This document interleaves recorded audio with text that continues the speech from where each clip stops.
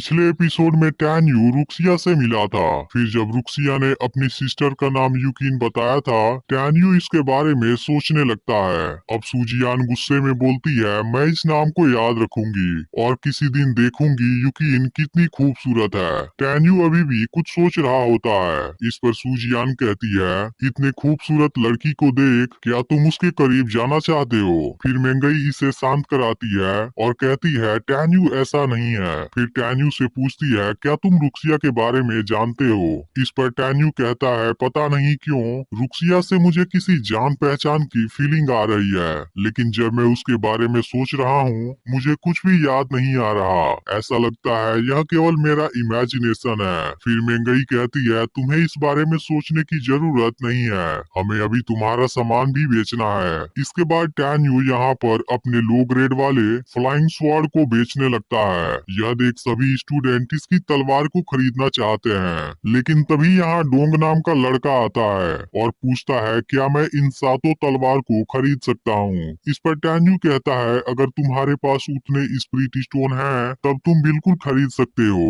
यह सुनकर डोंग खुश हो जाता है और स्पिरिट स्टोन देकर तलवारें खरीद लेता है। तभी आउटर गेट के ग्रेट एल्डर अनाउंस करते हैं कि इनर गेट के 9 चीफ यहाँ पर आ गए हैं। फिर टैन्यू मेंगई से कहता है, मुझसे प्रॉमिस करो चाहे कुछ भी हो जाए, मुझे बचाने के लिए तुम सामने नहीं आओगी, क्योंकि मैं तुम सबको इसमें इन्वॉल्व नहीं करना चाहता। तुम सब मुझ पर यकीन रखो, मुझे कुछ नहीं होगा। इसके बाद ग्रेट एल्डर सबसे पहले होली सोल डिवीजन के चीफ एल्डर लिंगहू कांगे को इंट्रोड्यूस कराते हैं, जो कि असल में लिंगहू का ग्रैंडपा है। इसके अलावा यहाँ एनिमल सोल डिवीजन के chief elder Wu Hong, ancient soul division के chief elder Huangfu Sengkun, 5 soul division के chief elder Wu Qing Quan, lightning division के chief elder Hu Yuseng, formation division के chief elder Tang Swanfeng, rune division की chief elder Zhu Denrong, pill division की chief elder Sen सुबिंग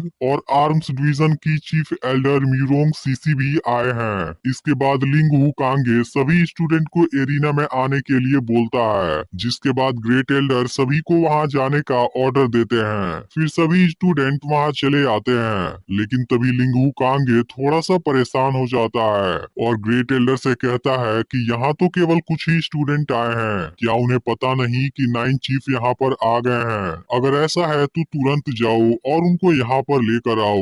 तब great Elder बताते हैं कि exam को पास करके जितने भी स्टूडेंट वापस लौटे हैं वह सब यहाँ मौजूद हैं। यह सुनते ही लिंगहू कांगे हैरान हो जाता है और कहता है, क्या तुम्हारे कहने का मतलब ये है कि बाकी के स्टूडेंट मर चुके हैं? तब ग्रेट एल्डर कहते हैं कि कुछ स्टूडेंट को एक जंगली बिस्ट ने मार दिया, जिस वजह से केवल इतने स्टूडेंट ही बच पाए हैं। अब इस पर लिंगहू कांगे पूछता है, मुझे तुरंत बताओ मेरा ग्रैंडसन लिंगहू कहाँ पर है? तब ग्रेट एल्डर कहते हैं, लिंगहू भी एग्जाम के दौरान मर चुका है। यह सुनते ही लिंगहू कांगे बहुत इमोशनल हो जाता है और कहता है, आज से 2 साल पहले लिंगहू मुझसे मिलने आया था।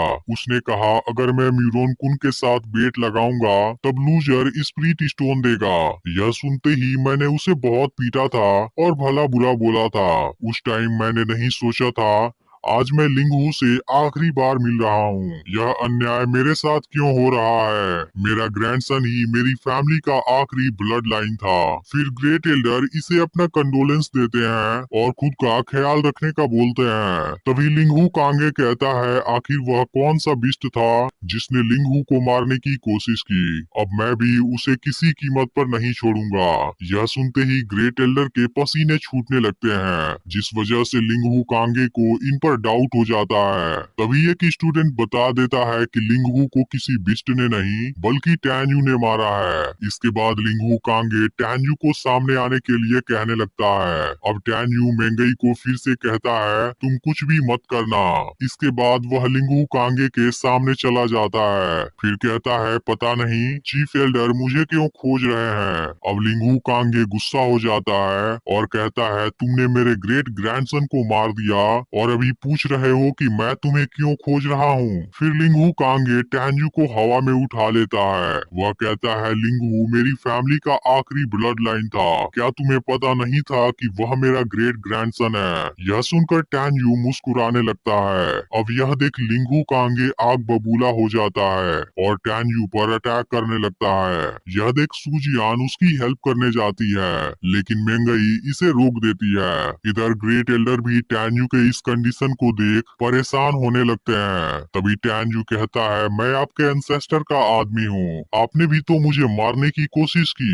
यह सुनते ही लिंगहू कांगे हैरान हो जाता है और टैन्यू को नीचे छोड़ देता है। यह देख मेंगई कहती है, टैन्यू बहुत स्मार्ट है, उसे पता है कि सेक्ट के रूल को कैसे यूज करना है। अब लिंगहू कांगे टैन्यू से पूछता है, मेरे एंसेस्टर के साथ तुम्हारा क्या रिलेशनशिप है? अगर तुम इस रीजन को नहीं बता पाए तब मैं उनको पर्सनली यहाँ पर लाऊंगा और तुम्हें सबके सामने मार डालूंगा।